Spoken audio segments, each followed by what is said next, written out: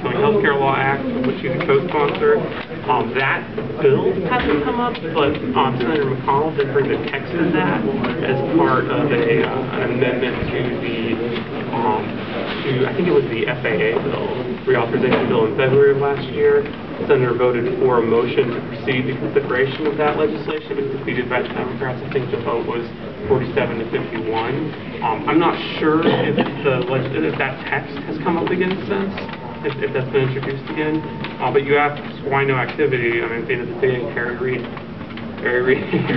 controls the Senate floor. I mean, there's not. But just to be clear, the senator is opposed to Obamacare and will work for its repeal as much as possible. Totally. But I mean, you also asked somewhere in here about. Peter, are you recording? I am now. You are recording. I think we should make that. Oh yeah. Known so that we're not. Oh, I'm sorry. No, that's fine. Disclosure. So at one point you asked about supporting repeal of individual parts. And I think absolutely, if there are particularly reprehensible pieces and we can get them out of there, let's get them out of there. I mean, I understand the strategic thought about it. Oh, no. Once you start arguing one point, then you've accepted the body of it, and they got you tied up.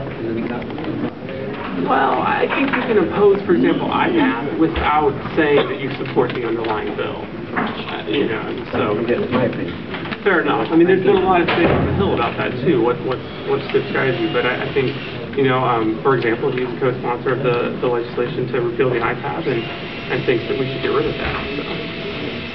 Chris, when you talk about parts, are you talking parts of the PPACA, the patient and the reconciliation bill that went along with it?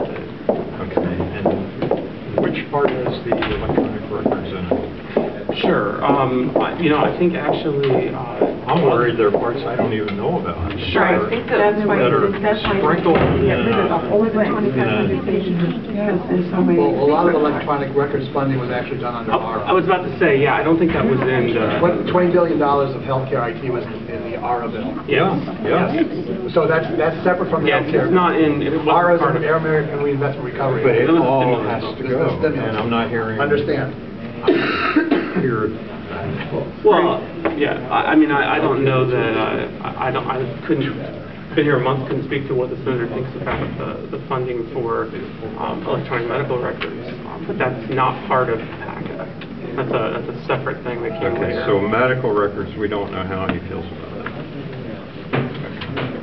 What other parts are there that are part of what we refer to as Obamacare, but need to go? I mean, there's this PPACA, there's medical records. So PPACA is generally, when people refer to Obamacare, they're generally talking about the Patient Protection and Affordable Care Act. Right. And generally lumped in with that is the reconciliation bill that went along with it. Because if you'll recall, the Senate passed a version of PPACA that the House didn't like, and the House didn't want to go to committee or to change it, because at that point the senator had been elected and had stated that he would vote against it. So they passed the Senate version, and then they passed this reconciliation bill to make changes to it. So I would consider those PPACA. Now, one question: because the bill was passed through reconciliation, which was 51 votes, would it be possible to repeal it using the same reconciliation method?